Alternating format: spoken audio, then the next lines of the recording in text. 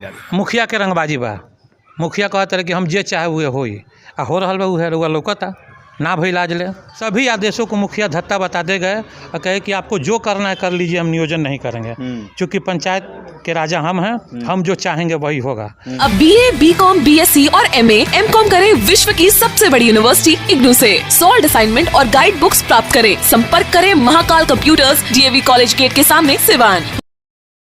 नमस्कार, हम ईराना रउआ देख रहल बानी मैच बॉक्स। और मैच बॉक्स की टीम आज पंजवार में दौरा करत हिया। तो पंजवार में नहीं हत एगो मुद्दा हमरा पता चलल है और पता चलल है तो हम बातचीत करे के कोशिश कैनी। हमरा पता चलल है कि 14 साल से एगो लड़ाई लड़ल जा रहल बा। लड़ाई जन बा ओकर कई गो आदेश आ चुकल बा। लड़ाई बाटे मेन लोकेश कुमार दुबे के, वहाँ के 14 साल पहले नियोजन भई रहे शिक्षक में और पंजवार गांव पंचायत में। आज तक वहाँ के ज्वाइन ना करे देहल गई, ड्यूटी ना करे देहल गई। ओकरा बाद लड़ाई जौन बा काफ़ी ऊपर तक गई बा। अब तो यहाँ तक आदेश आ गया बा कि वर्तमान मुखिया पर, जे निवर्तमान मुखिया भी बा, ओकरा पर कार्रवाई के भी आदेश आ चुकल बा। तो हम मामला समझे के कोशिश करता नहीं, काहे कि अभी हम पूरा समझ नहीं कि पहले लोकेश कुमार दुबे जी के बड़ भाई हमरा साथे बनी। और वो बताएं कि मामला टोटल का बा, कब एकर शुरुआत भई रही, नियोजन कब भई रहे? ये मामला करीब 14 साल से चल रहा बा और मामला सिर्फ पंचायत के मुखिया के चलते लिंगर हो गई। अच्छा। क्योंकि आदेश जब हम गए प्राधिकार में, प्राधिकार से आदेश मिलल भाई कि लोकेश कुमार दुबे का नियोजन। पहले बहाली के प्रक्रिया हमरा के बताएं थोड़ा सा। बहाली के प्रक्रिया भइल कि हम शिक्षा के जब 2008 के मैटर रहे तो भइल कि आदमी मतलब पंचायत से शिक्षक के निकलल आदमी, ओकरा में आवेदन दिलस। आवेदन दिला के बाद काउंसलिंग भइल। काउंसलिंग के बाद इनकर नियोजन, काउंसलिंग में इनकर नाम ना आयल। तो ये लड़ाई के हमने कल लड़नी सन कोर्ट में। तो कोर्ट सबसे पहले कल कि आप जाइए शिक्षा प्राधिकार में जाइए। प्राधिकार में हम गए नहीं, तो प्राधिकार से आदेश भइल कि भाई लोकेश कुमार का नियोजन सत्य है और इनका नियोजन किया जाए। तो मुखिया को आदेश आया, मुखिया आदेश के ना मान लें, कहले कि हम नहीं करेंगे, आपको जहाँ जाना है जाइए। अच्छा। उसके बाद हम कोर्ट गए, कोर्ट से भी हमको आदेश हो गया। उसके बाद हम निवेदन समिति में गए बिहार विधान परिषद के, वहाँ से आदेश हुआ। सबको बुलाया गया, जिला शिक्षा पदाधिकारी को, प्रखंड शिक्षा पदाधिकारी को, मुखिया को, ग्राम सेवक को। 2 बार 3 बार ये लोग गए, वहाँ से भी आदेश गया। लेकिन सभी आदेशों को मुखिया धत्ता बताते गए और कहे कि आपको जो करना है कर लीजिए, हम नियोजन नहीं करेंगे क्योंकि पंचायत के राजा हम हैं, हम जो चाहेंगे वही होगा। और हुआ भी, आज तक वही होता आया। अंत में फिर हम गए कलेक्टर के यहाँ, वहाँ से आवेदन दिए। फिर हमको वहाँ से आदेश आ गया कि भाई जो निवर्तमान मुखिया उन पर कार्रवाई की जाए पंचायती राज अधिकार के तहत, और जो तत्कालीन ग्राम सेवक थे उन पर। मामला यही है और आदेश आया कि भाई इनका नियोजन किसी कीमत पर किया जाए, हर हाल में किया जाए। अब नहीं करते हैं तो फिर सरकार अब समझे। लेकिन इतना आदेश के बाद आखिर नियोजन होत काहे नहीं, आखिर बहाली काहे नहीं करावल जा रही? मुखिया के रंगबाजी बा। मुखिया कहत रहे कि हम जे चाहे उहे होई आ हो रहल बा उहे रउआ लौकता ना भइल आज ले। नहीं तो ओकरा पीछे कुछ कारण है, या तो घूस मांगत हुई है या रउआ से कोनो प्रकार के दुश्मनी हुई, द्वेष हुई। अब द्वेष हो सकता, द्वेष समझस, हमरा जाने में तो कोनो द्वेष नहीं है। हो सकता कोनो राजनीतिक द्वेष उनका बुझात होके, या उनका हम वोटर ना होखी, उनका के वोट ना देखते होखी, वो चलते ना करावत हो सकता। और कोनो उनका से तो जातिगत दुश्मनी नहीं है, ना कोनो व्यक्तिगत दुश्मनी बा, या अगर कोनो चीज़ के उनका लोभ बा तो हमरा से कहत नहीं खन। तो पहले जौन नियोजन भई रहे रउआ भाई के जगह पर केहू ना केहू के तो भइल होई, तो उ लोग ड्यूटी करत लोग ओकरा जगह पर केहू ना रहे। 2-3 लोग जाली रहे, जो सरकार के आदेश से उ लोग हट गए। अच्छा, उ लोग के हटा, उनमें जाली बहाली रहे जी।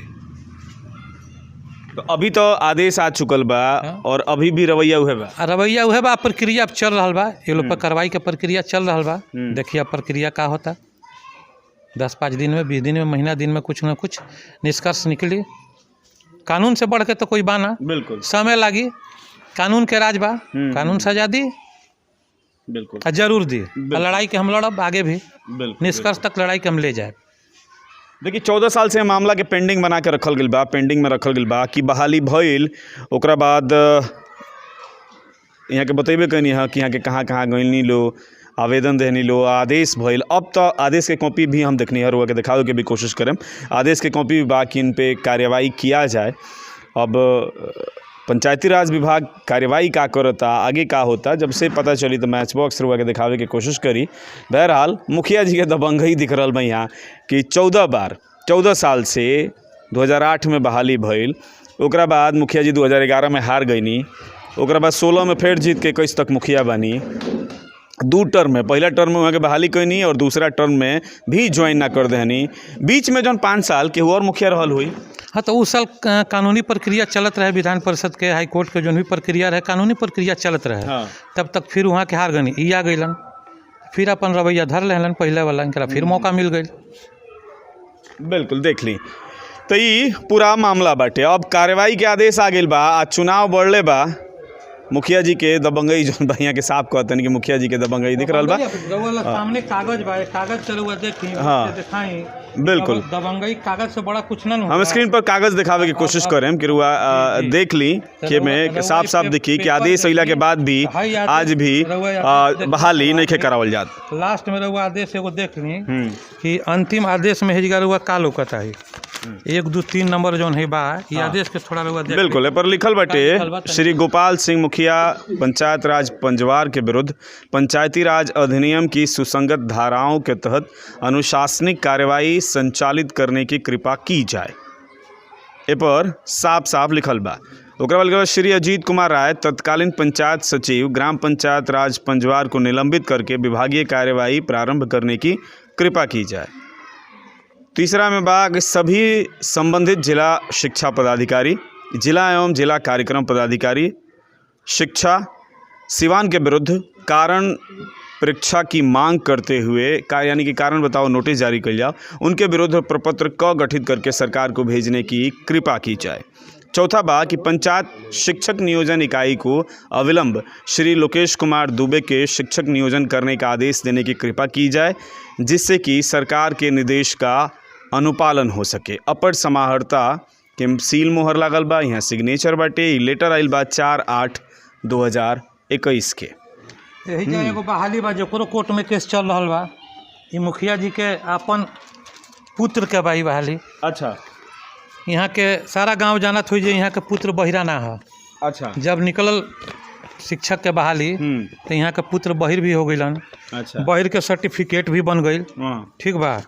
ओकरा बाद जब पर विधान परिषद में उठल क्वेश्चन हिजगा देख ली बार हुआ लगे। हाँ। एगो चीज के 2 गो जवाब दिहल बा एमे, एगो पढ़ कर देख ली, समझ ली। ओकरा बाद देखी है ब्लॉक से मांगल बा सूचना के अधिकार के तहत कि भाई अस्थि निरस्त का जो है, अस्थि विकलांग का ही सीट जब है तो यहाँ कम सुनने वाला का कैसे हो गया। ब्लॉक से देखिए यहीं मिलल बा कि नहीं। देखिए यहाँ हेरा फेरी का बा, राजन कुमार सिंह आज का लिखल बा विकलांग कोटि अस्थि विकलांग कोटि अस्थि निरस्त से लिखल बनू। ब्लॉक के देखिए यहीं तत्कालीन प्रखंड शिक्षा पदाधिकारी मोहर आज का बनल बा, ओकर अथी है सर्टिफिकेट है। देखें पढ़िए भेजा पढ़िए तो पढ़ के कम सुनने के श्रवण बाधित माने कम सुनने के बनल भाई सर्टिफिकेट हेजगा दिखावल जाता कि अस्थि। तभी तो वहाँ के लड़का नौकरी करता। हाँ, नौकरी करता रहे। तो देखिए एक तरह है जालसाजी आ एक तरह है। अब दोनों के देख के तौल नहीं कि मुखिया के दबंगी कितना पंचायत में बा। बहरहाल रिपोर्टिंग देखत नहीं रहुआ पंजवार से अपन प्रतिक्रिया जरूर दी और जौन यहाँ के कनी है वह साफ सुननी है। मुखिया जी भी बेटाइम तो वहाँ से पूछे के जाने के कोशिश होई। फिलहाल रहुआ देखत रही मैच बॉक्स।